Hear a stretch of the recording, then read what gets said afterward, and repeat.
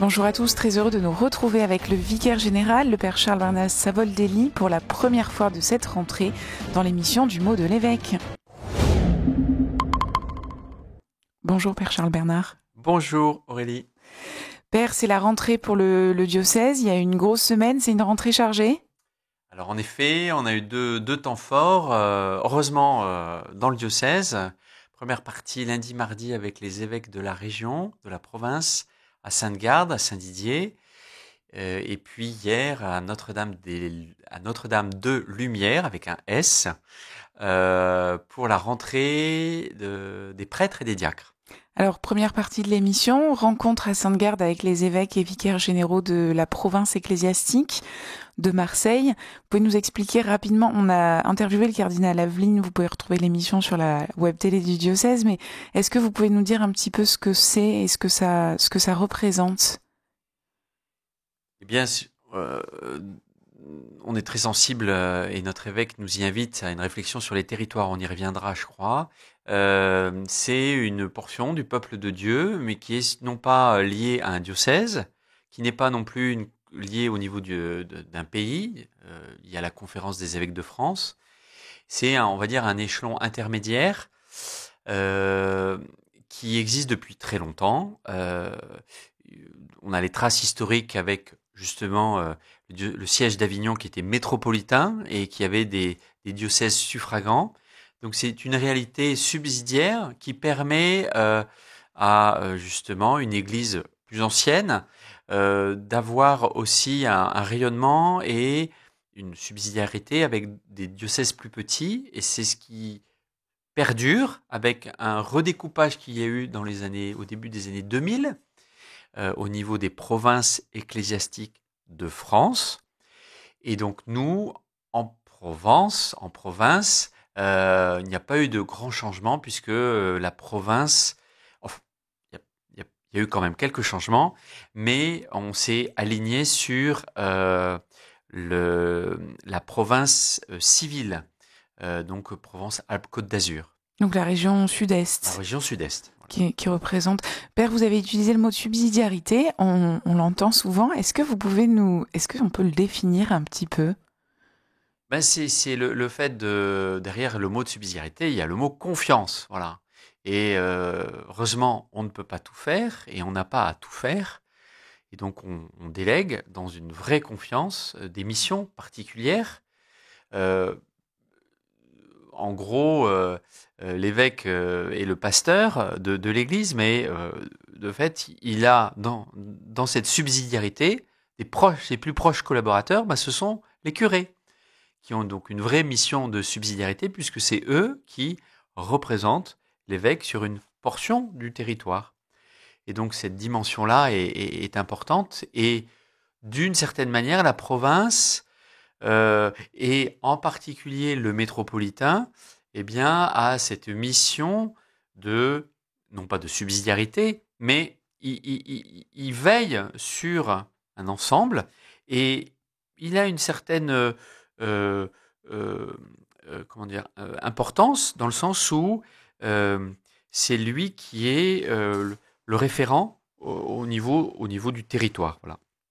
Et après, chaque évêque dans la province a sa propre autonomie, mais un des sujets qui a eu lieu pendant notre réunion de lundi et mardi, c'est la mutualisation. On se rend compte que nos diocèses, parfois, certains sont riches en moyens et des diocèses plus petits ont besoin de mutualiser. Donc on a travaillé, et c'est ça aussi, le métropolitain à exercer une certaine forme de subsidiarité. Comment, lui, comme responsable, on peut s'aider entre nous pour permettre que des diocèses puissent échanger sur des thèmes. Alors là, on a rencontré notamment les économes diocésains et comment, moi j'ai fait partie d'un groupe de travail sur l'immobilier, comment on peut mieux gérer notre patrimoine immobilier. Là, on a exercé vraiment la subsidiarité d'une certaine manière, en répartissant les missions et en se faisant confiance dans des postes bien précis.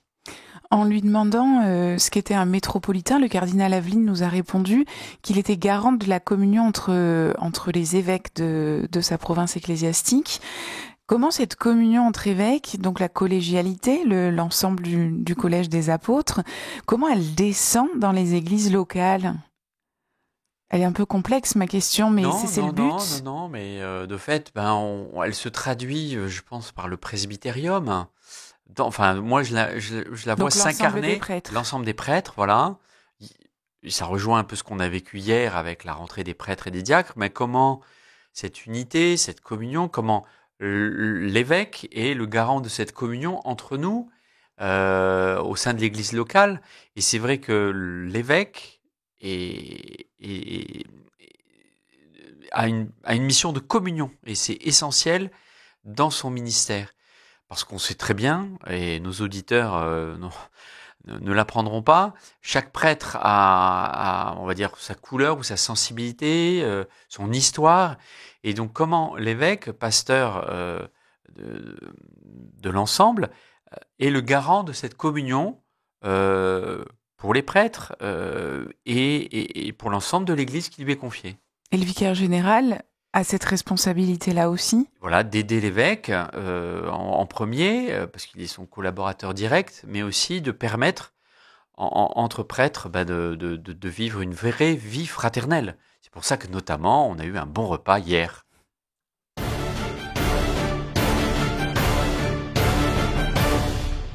Donc après la rencontre entre évêques et vicaires généraux de la province ecclésiastique, il y a eu la journée de rentrée des prêtres. Il y avait une 60aine de prêtres quand même et des diacres aussi qui étaient présents. Pourquoi cette rentrée des prêtres et des diacres, Père? Ça lance un peu l'année pastorale au niveau du diocèse. L'évêque a fait allusion et c'est ce qui se vit dans beaucoup de communautés. Il y a 14 nouveaux curés qui sont installés, donc c'est quand même pas rien. Alors 14 nouveaux curés installés, ce ne sont pas des nouveaux curés du diocèse, c'est qu'ils sont nouvellement nommés, c'est ça? Ils sont nouvellement nommés, voilà, ils arrivent dans une nouvelle paroisse et donc il y a un rite qu'on appelle une messe d'installation. Et on va dire que dans ces paroisses, dans ces communautés, c'est vraiment la rentrée de la communauté. Et au niveau du diocèse, il n'y a pas d'installation, mais il y a une journée qui permet de rassembler tout le monde, tous les prêtres, tous les diacres, qui le veulent, qui le peuvent, pour lancer sur des grands thèmes l'année. Et puis, en fait, il y a peu de temps dans l'année où on se retrouve tous. Il y a cette journée de rentrée, les vœux de l'évêque, la messe chrismale, et puis un temps fraternel en fin d'année. Donc ça fait 4 temps dans l'année. Donc c'est des moments importants et il y a une vraie attente, et on l'a vu par la réponse. Mais cette rentrée, cette journée qu'on a eue hier, lance l'année avec les grands chantiers. Alors quels ont été les grands chantiers évoqués dans cette journée de rentrée? On poursuit, on va dire, notre travail de labour, un travail de fond, avec les 2 grands sujets qui animent notre évêque et puis finalement notre diocèse, à savoir comment, dans un peu la dynamique aussi du synode sur la synodalité, comment davantage exercer une co-responsabilité prêtre-laïque. Donc synode qui va avoir lieu au mois d'octobre, là. Hein. C'est ça. Et donc le premier gros chantier, c'est comment justement davantage collaborer prêtres et laïcs dans les paroisses, avec l'étude qui va être faite, c'est la présentation, après étude, après travail, échange entre le conseil épiscopal, le conseil presbytéral, d'un projet d'équipe d'animation pastorale par paroisse. Donc ça, c'est à l'étude, ça a commencé déjà. Il y a une consultation qui a été faite cet été auprès des curés. Et puis le deuxième gros chantier, c'est comment les communautés qui sont déjà présentes, quelles sont les communautés qui pourraient davantage collaborer entre elles, et s'il n'y a pas des redécoupages territoriaux qui pourraient avoir lieu. Et c'est le deuxième gros chantier qui va nous occuper, avec des consultations tout au long de l'année. Il y a déjà eu un peu des regroupements quand même cette année dans les nouvelles nominations. Il y a le centre-ville d'Avignon qui s'unifie au niveau de ses paroisses, Saint-Agricole, Saint-Symphorien, Saint-Didier, la basilique Saint-Pierre, et il y a la métropole aussi qui est Ça, dedans c'est avec. c'est une première avec un seul curé pour cet ensemble conséquent.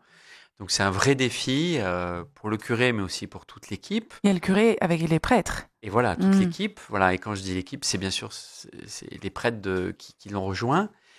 Et puis tous les laïcs engagés déjà dans ces différentes communautés. Parce que l'enjeu aussi, c'est que parfois on peut être curé d'une...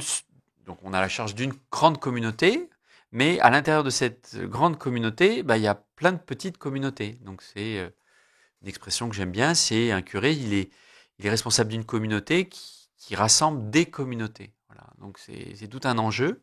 Et puis il y a aussi d'autres regroupements, comme le secteur de Caron-Mazan-Bédouin, qui est un grand secteur rural, celui-ci. Et puis le père Cristiano, qui a à nouveau une nouvelle paroisse en plus dans son mini-secteur, avec Courthézon. Voilà. Donc il y a effectivement quelques rassemblements, quelques regroupements qui sont déjà opérés par les nominations. Donc c'est un peu l'accomplissement du travail qui a été mené l'an dernier par les conseils pastoraux et qui se poursuit cette année. Alors l'accomplissement, on aimerait bien, mais voilà, la suite d'une élaboration, en sachant que on veut vraiment mettre à l'honneur les doyens et surtout les doyennés, parce qu'on se rend compte que historiquement, ce découpage est très solide, très fort, très ancien. Alors un doyen c'est quoi et un doyenné c'est quoi, Père Charles Bernard? Alors un doyen, c'est un prêtre qui a été appelé par l'évêque pour justement, en subsidiarité là encore, être Un relais? un relais de communion, de vie fraternelle auprès des prêtres d'un secteur géographique. Et le doyenné, donc c'est lié à des lieux. Donc le plus significatif, c'est le comtat venessin avec Carpentras, qui est un lieu central et qui rassemble tout un tas de villages autour. Et le doyenné de Carpentras, le doyen ne sera pas forcément le curé de Carpentras, mais un des prêtres de ce secteur qui sera donc, appelé par l'évêque et qui aura pendant un temps limité de 4 ans charge d'animer ce groupe-là. Pour que les personnes qui nous écoutent puissent incarner un peu ça, est-ce que vous pouvez nous donner les 8 doyennés? Il y a 8 doyennés, je crois, dans le diocèse. Ça. Est-ce que vous pouvez nous dire où est-ce Voilà, qu'ils se donc il y découpent? a donc Carpentras, Avignon, il y a Avignon centre et intramuros, extramuros. Ensuite, il y a ce qu'on appelle le Grand Avignon, c'est la deuxième, la couronne, la grande couronne qu'il y a autour d'Avignon. Il y a, après, en remontant du sud vers le nord, Pertuis, Cavaillon, l'Île-sur-la-Sorgue, Apt, Carpentras, on l'a cité, Orange, Bolène et Vaison-Valréas. Oui, donc on a un diocèse quand même très vaste et très divers. Voilà. Effectivement, donc avec deux grands axes, l'axe rhodanien et l'axe de la Durance, et puis après, plus ouvert sur le Ventoux et les monts du Vaucluse, qui est plus, on va dire, rural. Père Charles Bernard, on arrive à la fin de cette émission. Merci d'avoir redessiné un petit peu le diocèse. Merci à vous, chère Aurélie, et bon dimanche à tous nos auditeurs. Merci à tous de nous avoir suivis. Vous pouvez, comme chaque fois, retrouver cette émission sur le site rcf.fr et sur la web télé du diocèse.